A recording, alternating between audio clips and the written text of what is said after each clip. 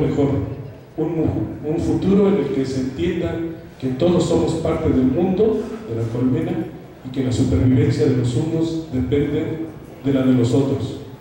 La ley del más fuerte, o sea, la ley de la libre concurrencia, tiene sus debilidades. La ley de la libre concurrencia, la ley del mercado, debe sustituirse por otras o por otros principios. Por ejemplo, para recordar a otro pensador, todos para uno y uno para todos. Muchísimas gracias.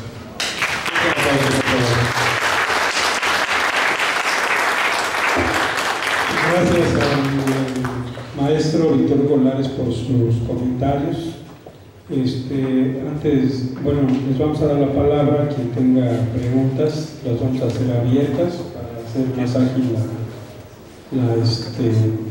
el intercambio. Vamos a tratar de que el doctor Ron tome nota de las preguntas y pueda responder de manera global lo que pregunte el público. También les informamos que va a haber un evento acá de música al final de la mesa para que disfruten de los sones cubano-veracruzanos. Entonces, tienen la palabra asistentes a este evento. Bueno, si van alzando la mano, yo me acerco para hacer la pregunta. Ok, primero Miquel Lanzoro. Buenas tardes. Felicidades porque este tema es muy importante para toda la educación en México y sobre todo, desde luego, que para nuestra universidad. Quiero resaltar algo de lo que dijo ya el maestro Víctor Golares. Ejemplos aquí en México es que ahorita se acaba de realizar el examen del aula nuevamente para el nuevo ingreso, y no he revisado, todavía no están los resultados, pero en la etapa anterior quedaron fuera de la UNAM, de los que realizaron examen, 250,000 jóvenes, nada más para la UNAM. Quitamos el POLI, la UAM y otros espacios. Entonces, eso a mí me preocupa mucho, y algunos de mis alumnos que están aquí saben que revisamos cada clase rápidamente los diarios. Y esa fue una noticia. 250,000 jóvenes querían estudiar en la universidad y no tuvieron carrera en ese solo espacio, lo cual es bastante preocupante porque pues, la República entera también tendríamos que considerar. Otra también para reforzar lo que ya nos decía nuestro Víctor Golares, también en los diarios revisamos lo que dijo el secretario de Educación, Emilio Chaufe, este año. Ya no queremos abogados. Esas carreras ya no, porque los abogados terminan de taxistas. Se vuelven ninis, ¿sí? Que son taxistas. Vamos a abrir, a primero dice no, y luego, no, hay que abrir 10 universidades técnicas. O sea, esta parte de sociales y eso no, técnicas. Y bueno, también en los trabajos que desarrollamos en el área de investigación de derechos humanos de aquí del Departamento de Derecho, ya tuvimos oportunidad de visitar una de estas universidades técnicas en Oaxaca, la Universidad de las Cañadas, que están enfocadas principalmente a estas universidades, a cuestiones de tipo técnico, y sí se abrieron ya 10 concretamente de este tipo. Y tengo algunas dudas o preguntas. Usted aquí nos menciona que en un espacio, ya no lo pudo comentar, sobre el aspecto de las lenguas maternas. ¿Se hablan otras lenguas? Yo tengo duda en eso. Sería una pregunta, y tengo duda porque yo estoy realizando un trabajo sobre educación de mujeres indígenas y la separación tan grande que hay entre la educación normal, entre comillas, para la gente que sí puede asistir, y la educación de los indígenas. También trato el problema de la salud, y el problema de la salud es muy grave, lo que yo estoy revisando, porque no hay pelotones en los pueblos indígenas. Les queda muy lejos, no tienen esa posibilidad de apoyar a sus pequeños. Y eso lo hemos visto también en el grupo, en las comunidades indígenas que hemos visitado y que son diferentes. Otra pregunta que yo tengo es sobre uno de los puntos que usted nos menciona, es cómo, lo voy a decir con las palabras, no sé si lo entendí así, el profesor pasa prácticamente el expediente al siguiente ciclo escolar. Aquí me surge duda, ¿no hay problema de etiquetamiento cuando un alumno o un niño tiene una conducta con cierto profesor y va a pasar con esa etiqueta? También lo digo porque me consta que hay casos en los que aquí en México así pasa, aunque no existe ese expediente, pero los profesores se comunican. Y me consta porque hay casos en los que ha tenido que sacarse al pequeño de esa escuela y resulta que pasan a otro espacio y son chicos fabulosos, ¿sí? Esa duda ahí me surgió. Entonces son esas dos preguntas, ¿sí? Bueno, muchas gracias. Les voy a pedir por favor que sean preguntas breves, por favor, si no se nos pasa el tiempo. Okay, adelante con la respuesta, por favor. Bueno, son varias cosas, ¿no? Vamos a tratar de ser lo más posible. Bueno, particularmente en Cuba, con el ingreso a la educación superior, primero, las plazas que se ofertan en la educación superior son planificadas. O sea, la educación superior ofrece plazas en función a disponibilidades de la sociedad, a que en 5 o 6 años haya disponibilidad de esa profesión. ¿Por qué? Porque el sistema de educación superior nuestro garantiza que cuando un estudiante se gradúa en su último año de la universidad, tiene garantizada una plaza o una ubicación laboral y ya él sale de ahí con su ubicación laboral. Entonces, hay toda una gama de especialidades. Puede ser que yo no tenga la opción de estudiar lo que yo quiera de acuerdo con mi resultado en el examen de ingreso, pero tengo otra opción de estudiar e entrar, de forma tal que se garantizan plazas para todos los estudiantes que se presenten a los exámenes de ingreso. Incluso aquellos que no aprueben, que normalmente son alrededor de un 20%, se le ofrecen plazas para la educación técnica profesional para que pueda también estudiar y tenga una opción o una posibilidad de estudio. Con respecto a, bueno, el idioma, nosotros el idioma materno es el español. No contamos, los españoles acabaron con los sitios nuestros y no tenemos esa doble funcionalidad. O sea, el idioma materno nuestro es el español y es que se enseña durante todo el proceso. O sea, no tenemos esa disyuntiva de la cultura indígena que sí tienen muchos países de Latinoamérica en ese contexto. Y la diferencia de una cultura, el otro día estuve en una actividad donde se hablaba de más de 60 tipos de lenguas, ¿no?, diferentes que tienen en esa cultura.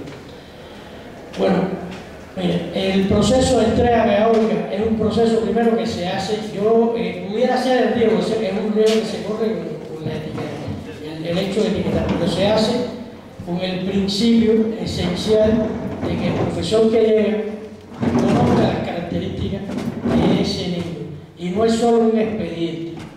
O sea, cuando yo hablo de la entrega pedagógica, no es darle el expediente al otro profesor con la caracterización que él hace, sino él dialoga con el otro profesor e intercambia sobre la situación que tiene cada uno de los estudiantes.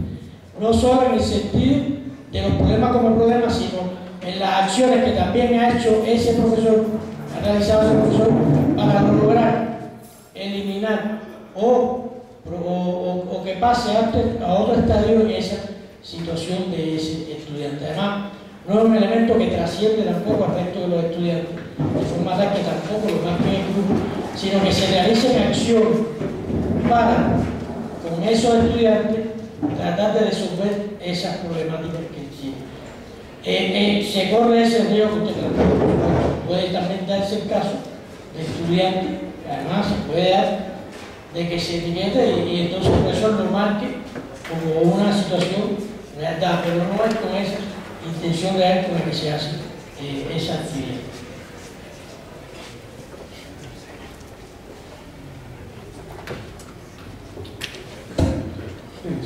Adolfo, por favor. Compañero José Ron, que bueno que está con nosotros.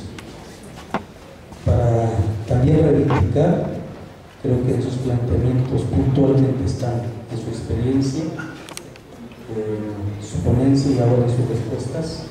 Este planteamiento mantiene ser juntos para ser mejores, pero juntos en el sentido de no tener solo una currícula, ¿no?, en la trayectoria, digamos, formativa, sino el saber hacer, ¿no?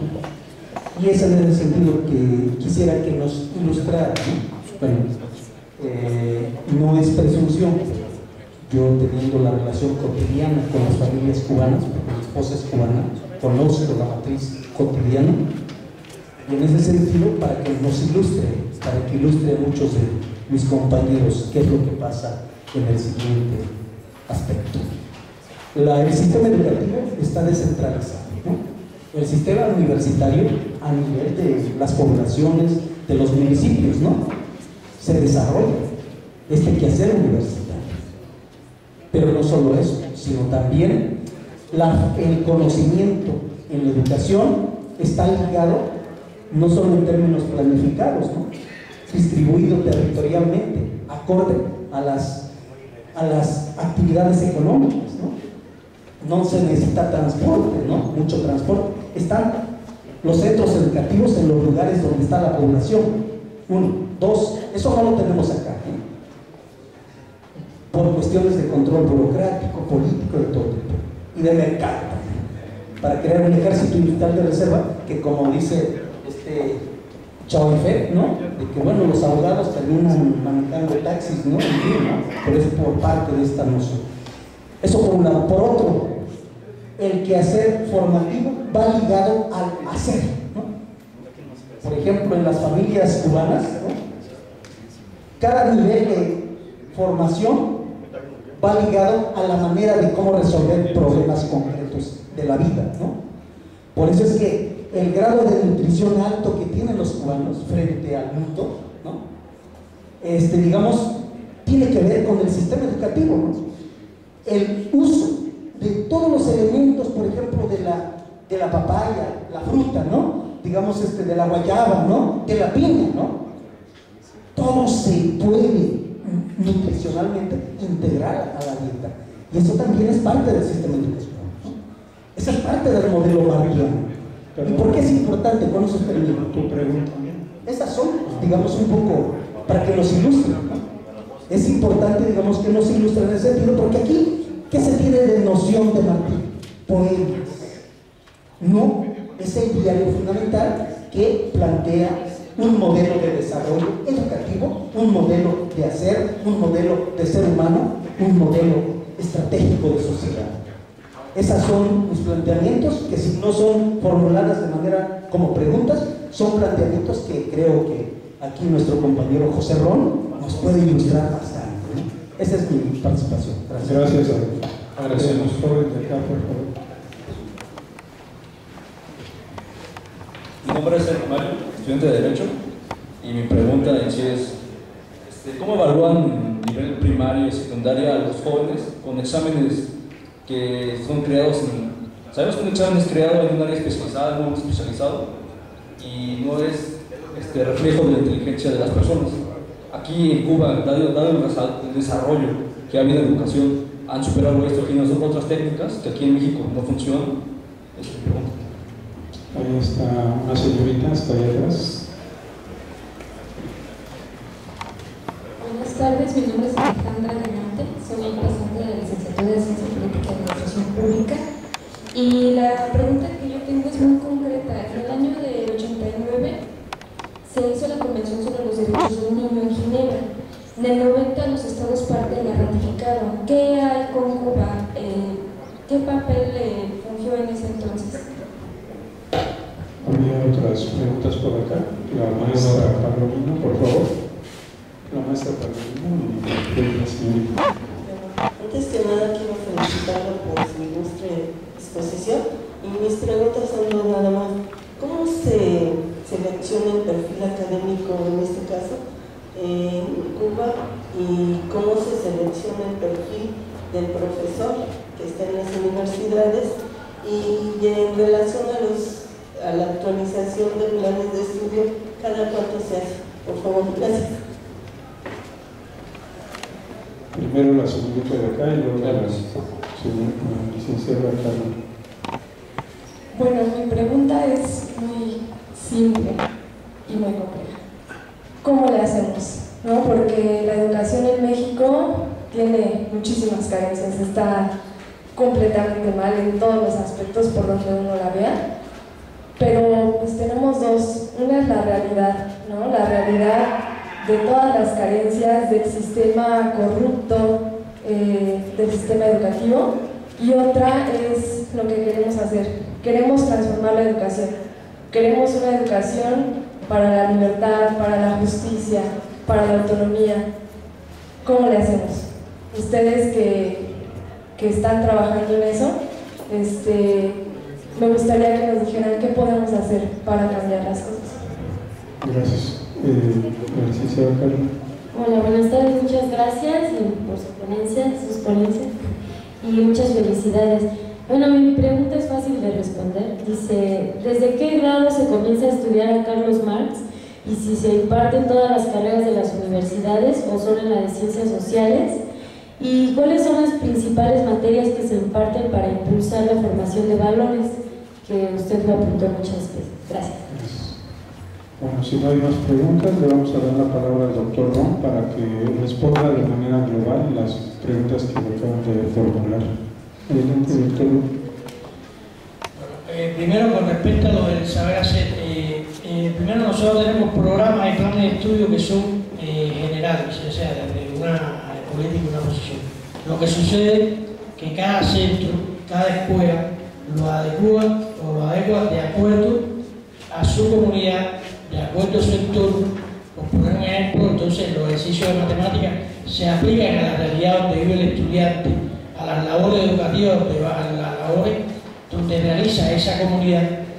Cuando hablamos incluso de la oferta a la educación superior, como nosotros tenemos universidades de esas características en cada una de las provincias, las plazas que se ofertan no son las mismas en todas las provincias. O sea, las plazas que se ofertan, por ejemplo, en medicina, en agricultura, en el área pedagógica, para Ciudad de La Habana no son las mismas que se ofertan para Pimentel Río, porque cada uno de ellos tiene sus necesidades, las labores principales que realizan en esas provincias no son las mismas, por tanto las características y la forma de empleo después de esa universidad y la garantía de esas plazas no van a ser las mismas. Por tanto, las plazas, aunque todas tienen las mismas posibilidades y las mismas opciones, porque en todas las universidades se estudian las mismas carreras. Con respecto a la evaluación en la primaria, bueno, aquí hay nosotros evaluamos primero en un programa, un sistema de evaluación donde aúnan las evaluaciones sistemáticas y una evaluación al final del curso que se hace, cada grado que garantiza espacio a un estudiante. Las evaluaciones, por ejemplo, en la educación primaria, lo que es primero, segundo, tercero grado, lo hacen las mismas escuelas, o sea, a partir de los mismos profesores que imparten con los estudiantes, evalúan a sus estudiantes. Ya cuando pasa el primer ciclo de la educación primaria, de cuarto para el quinto grado, se hace un examen a nivel de municipio, donde se aplica, pero que está en correspondencia con la disciplina y lo que, o sea, cada profesor propone diversas preguntas y el municipio, en función de eso, como conoce el contenido y el nivel en que se ha trabajado, entonces elabora un examen para el paso de ese ciclo. Igual sucede cuando el niño termina el sexto grado, que va para la secundaria básica, y cuando termina el noveno grado. Son los exámenes de nivel lo hace la estructura superior de la educación, o sea, el nivel municipal, y ya en el caso del 12 grado, donde los estudiantes después se van a presentar examen de ingreso, sí es un examen a nivel provincial, pero que se tiene en cuenta las particularidades de cada uno de los centros educativos donde se ha instrumentado.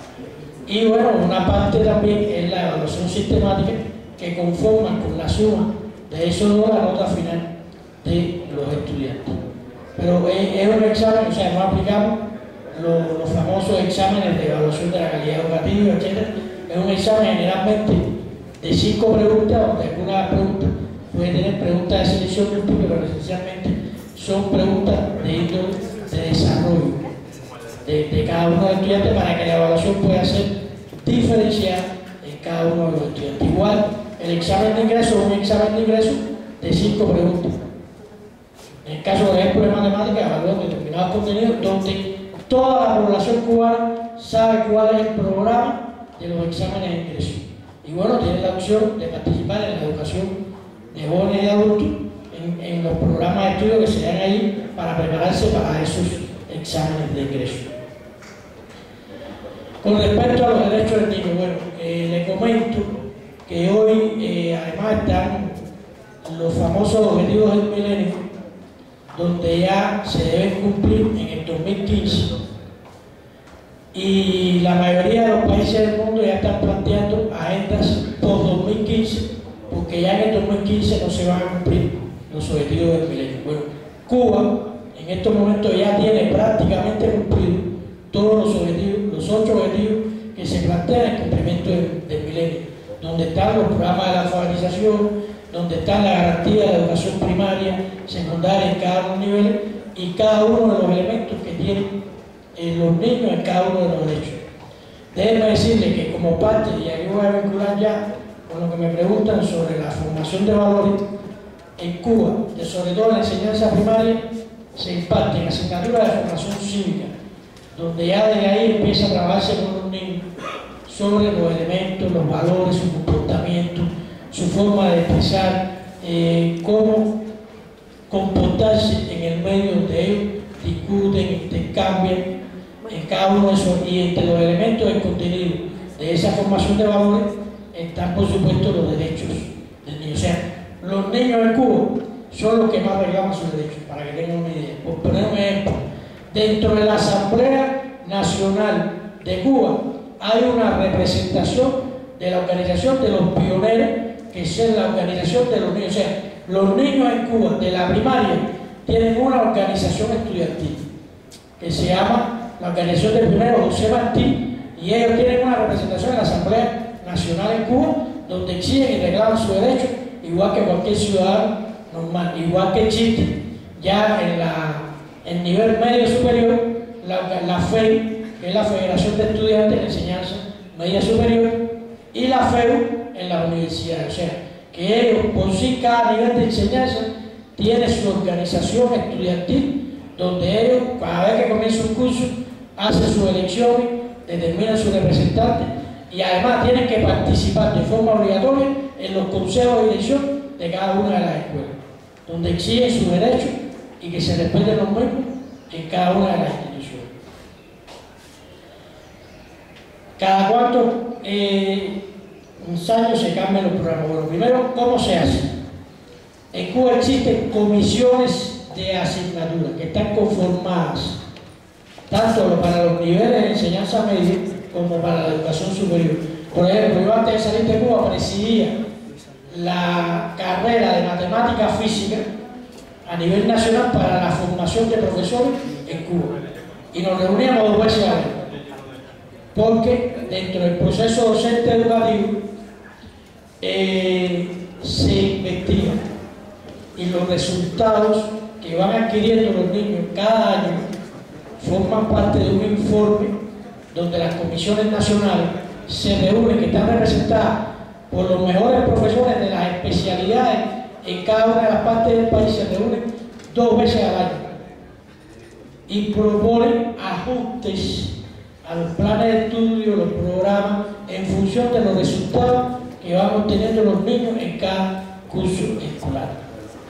Ahora, ya de forma general, cada 10 años aproximadamente, se reúnen, en estos momentos se está haciendo en Cuba, las comisiones de plan de estudio y programa, y ya a partir de la experiencia de esos 10 años transcurridos, ya se hacen cambios más generales y más complejos en la diferente formación de educación en Cuba, propuestas por las comisiones nacionales de carrera que hay en cada una de las disciplinas o asignaturas que tiene el país. Se hacen los ajustes, se hacen los cambios, y por ejemplo en estos momentos estamos en el proceso de elaboración de nuevos libros de texto a partir de los cambios y las propuestas que se hicieron a los planes de estudio en este tema. Bueno, en cómo México va a obtener esos resultados, no me den esa tarea a mí, yo creo que esa es una tarea que no tengo yo la respuesta. Nosotros decidimos un camino, es nuestro, y bueno, yo creo que